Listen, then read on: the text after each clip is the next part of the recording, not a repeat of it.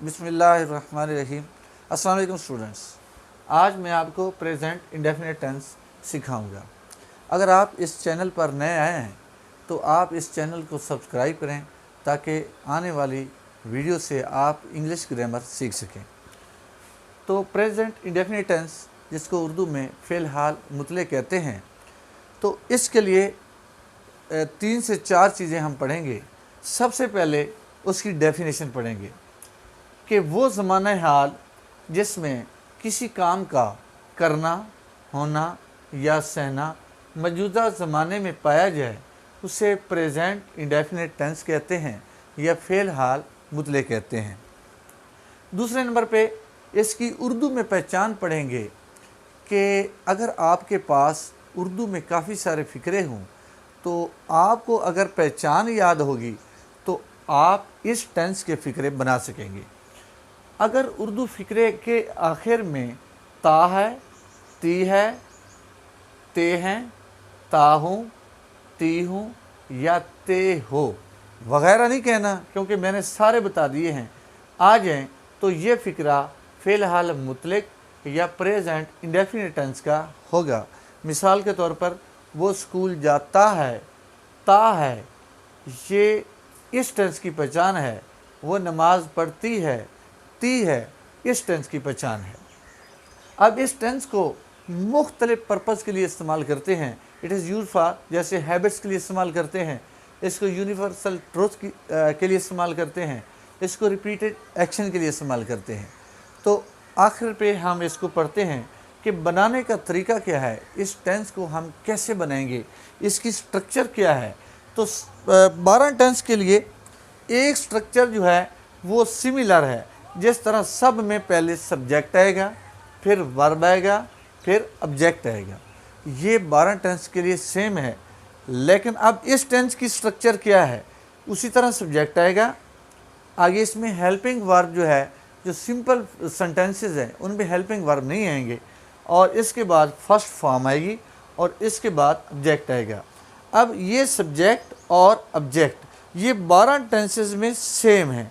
अगर जो फ़र्क होता है वो इस हिस्से में होता है, किसी में पहली फॉर्म, किसी में दूसरी, किसी में तीसरी, किसी में कोई और हेल्पिंग वर्ब आता है। तो इस तरह ये सब्जेक्ट और ऑब्जेक्ट सेम होते हैं, लेकिन जो तब्दीलियाँ होती हैं वो यहाँ होती हैं। अब हम इस टेंस के लिए देखते हैं कि पहली फॉर्म तो लगती है, लेकिन इसमें फिर भी काफ़ी सारी तब्दीलियाँ हैं। ये टेंस बाकी टेंस से काफ़ी कॉम्प्लिकेटेड है। अगर ये स्टूडेंट्स आपको समझ आ गया तो बाकी जो टेंसेस हैं बिल्कुल इजी हैं। तो यहाँ पढ़ते हैं, अगर सब्जेक्ट आई, वी, यू, दे या प्लूरल नाउन हो तो फिर हम वर्ब की पहली फॉर्म के साथ किसी किस्म का इजाफा नहीं करते। For example, they work in a factory, वो एक फैक्ट्री में काम करते हैं। तो यहाँ दे प्लूरल नाउन है, तो यहाँ वर्ब के साथ किसी किस्म का इजाफा नहीं किया। तो अगला रूल है, अगर सब्जेक्ट ही, शी, इट या सिंगुलर नाउन हो तो वर्ब के साथ एस या ईएस का इजाफा करते हैं। ये याद रखना है कि सब्जेक्ट इनमें से हों, ही, शी, इट या वहद नाउन, मतलब कोई नाम हो सकता है, तो फिर वर्ब के साथ एस या ईएस का इजाफा करना है। अब इससे अगला सवाल जो है ये पैदा होता है कि वर्ब के साथ कब एस का इजाफा करना है और कब ईएस का इजाफा करना है।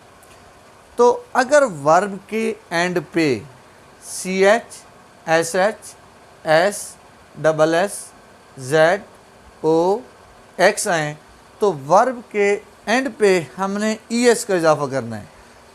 वगरना इसके अलावा अगर कोई और लेटर्स हैं तो फिर हमने एस का इजाफा करना है।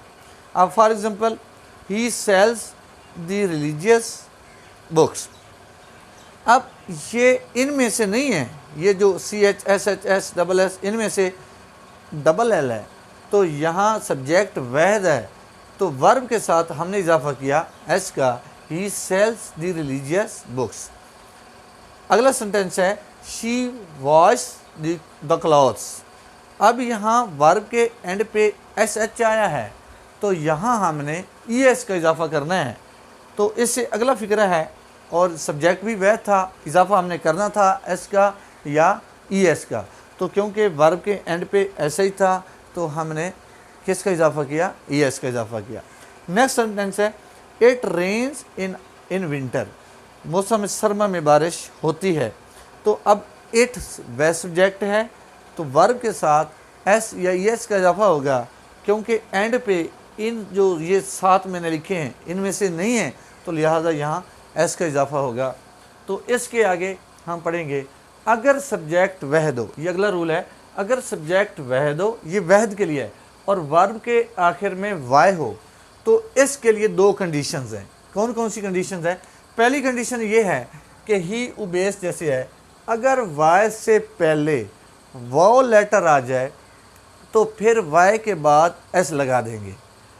अगर वाय से पहले वाव लेटर ना है, मतलब कॉन्सोनेंट लेटर है, तो फिर क्या करते हैं, वाय को हटा के आई ई एस लगा देते हैं, जैसे ही ट्राइज। इसके बाद इस टेंस के जो सेंटेंसेस हैं, इसके हम नेगेटिव कैसे बनाते हैं?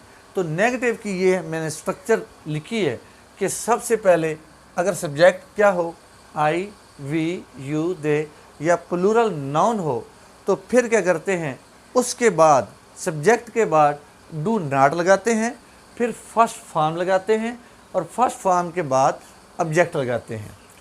दूसरी कंडीशन है कि अगर सब्जेक्ट ही, शी, इट या सिंगुलर नाउन हो, तो फिर इसका नेगेटिव कैसे बनाते हैं, फिर आगे डस नॉट लगाते हैं, फर्स्ट फॉर्म लगाते हैं, और फिर ऑब्जेक्ट लगाते हैं। अच्छा, जब डज लग जाएगा तो फिर फर्स्ट फॉर्म के साथ किसी किस्म का इजाफा, मतलब एस का या ई एस का इजाफा नहीं होगा। तो ये एक फ़िक्र है, वी ईट द एप्पल्स, हम सेब खाते हैं। तो इसका नेगेटिव कैसे बनाना है कि यहाँ मैंने लिखा था कि सब्जेक्ट के बाद लगाते हैं डू नॉट, तो यहाँ हमने क्या लगाया, वी डू नॉट और ईट द एप्पल्स। तो नेक्स्ट फिक्र है, शी स्पीक्स लाउडली, वो ऊंचा बोलती है। तो शी अगर सब्जेक्ट वहद हो, तो फिर नेगेटिव कैसे बनाते हैं, उसके लिए डज लगाते हैं, she does not speak loudly. तो इसके बाद है इंट्रोगेटिव सेंटेंस कैसे बनाते हैं। तो इस इंट्रोगेटिव सेंटेंस के लिए सबसे पहले डू या डज लगाते हैं, और बाकी सेम लिखते हैं। यू रीड द न्यूज़पेपर, आप अखबार पढ़ते हो, तो सबसे पहले क्या लगाया, डू, और डू के बाद वही सब्जेक्ट लगाया, और उसके बाद पहली फॉर्म लगाई, और उसके बाद न्यूज़पेपर। दूसरा फिक्र है, she resorts the Holi Quran, और इसके आगे क्वेश्चन मार्क लगाना भी लाजमी है। She resorts the Holi Quran, तो यहाँ डज लगाया, क्योंकि सब्जेक्ट क्या था, वहद था। वहद के लिए जैसे हमने नेगेटिव में डज नॉट इस्तेमाल किया है, तो यहाँ भी हम डज इस्तेमाल करेंगे। डज पहले आ जाएगा, और उसके बाद सब्जेक्ट आ जाएगा, और फिर रिसाइट्स नहीं आएगा, इसके साथ जो एस है वो हमने इधर चेंज कर दिया। तो यहाँ does she recite the Holi Quran, क्या वो कुरान पाक पढ़ती है। तो डबल सवालिये भी इसमें होते हैं। डबल इंट्रोगेटिव सेंटेंसेस के लिए हम क्या करते हैं कि जैसे वेयर है, हुज है, तो व्हेन है, तो यहाँ वेयर डज ही लिव, सबसे पहले वो डबल सवालिया जो है वो आएगा, उसके बाद डू या डज आएगा। डू या डज सब्जेक्ट के मुताबिक आएगा। यहाँ सब्जेक्ट क्योंकि ही है, तो यहाँ क्या आएगा, does. Where does he live, वो कहाँ रहता है। अगला फिक्र है, वेयर डू दे लिव, वो कहाँ रहते हैं। तो इसके लिए क्योंकि सब्जेक्ट दे है, जमा है, तो इसके लिए पहले जो हेल्पिंग वर्ब है वो क्या लगेगा, डू लगेगा। Where do they live. अगला फिक्र है, हु टीच यू इंग्लिश, आपको इंग्लिश जो है कौन पढ़ाता है।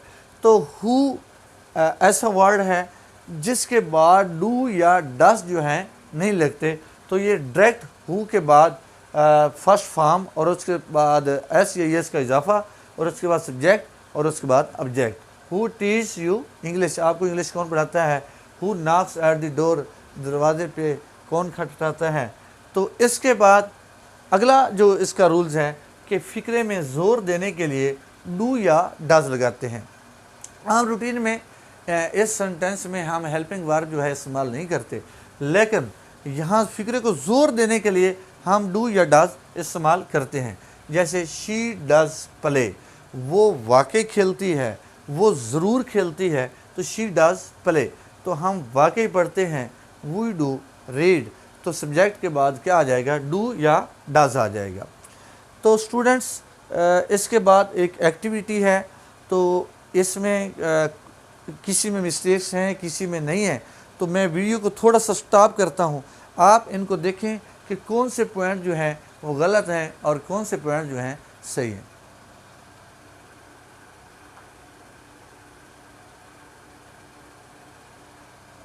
जी, पहला पॉइंट है the sun rises in the east, सूरज जो है वो मशरक से निकलता है। तो सन जो है वहद है, तो अगर सब्जेक्ट वहद हो तो वर्ब के साथ एस या एस का इजाफा होता है, तो यहाँ एस का इजाफा होगा, तो लिहाजा ये फ़िक्रा जो है ये सही है। अगला फ़िक्रा है दे वॉच टीवी, वो टीवी देखते हैं। अब यहाँ सब्जेक्ट जो था वो प्लूरल है, जमा है, तो यहाँ वर्ब के साथ किसी किस्म का इजाफा नहीं होना, तो यहाँ ई एस का इजाफा लगा हुआ है, ये जो कि गलत है, तो ये सेंटेंस क्या हुआ, रॉन्ग हुआ। अगला सेंटेंस है does he takes a cup of coffee, क्या वो एक कॉफ़ी का कप जो है वो पीती है। तो यहाँ कौन सी मिस्टेक है, डज ही टेक्स, तो यहाँ डज पहले लगा हुआ है, एस या एस का इजाफा पहले है, तो इसके बाद जो वर्ब होगा वहाँ किसी किस्म का इजाफा नहीं होना, तो ये क्या हो गया, ये रॉन्ग हो गया। अगला फ़िक्र है I do not like him, मैं उसे पसंद नहीं करता। तो यहाँ अगर सब्जेक्ट आई है तो फिर वर्ब के साथ किसी किस्म का इजाफा नहीं होना, तो लिहाजा ये फ़िक्रा जो है सही है। अगला फ़िक्रा है शी वॉश हर शूज़, तो यहाँ सब्जेक्ट जो था वो ही शी अगर सब्जेक्ट हो तो फिर वर्ब के साथ एस या एस का इजाफा होगा, तो यहाँ जो है इजाफा होना था और आखिर में वर्ब के एंड पे एस एच है, तो यहाँ ई एस का इजाफा होना था, तो लिहाजा ये रॉन्ग है।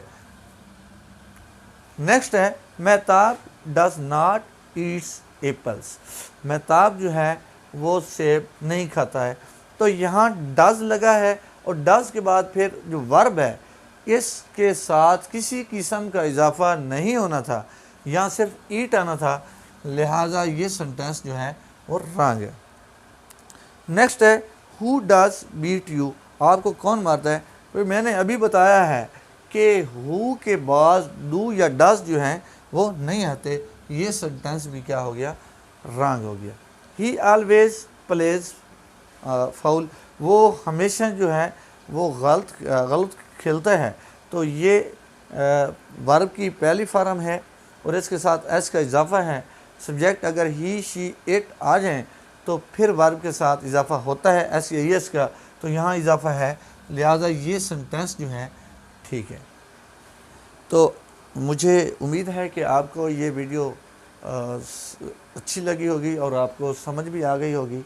तो इसके बाद इंशाल्लाह नेक्स्ट जो है प्रेजेंट कंटीन्यूअस टेंस, वो इसके बाद वाला टेंस वो पढ़ाऊँगा और इसके अलावा साथ साथ और ग्रामर भी साथ चलती रहेगी। तो अगर मेरी ये वीडियो आपको अच्छी लगी है तो इसको सब्सक्राइब करें और ज़्यादा से ज़्यादा शेयर करें। Thank you so much.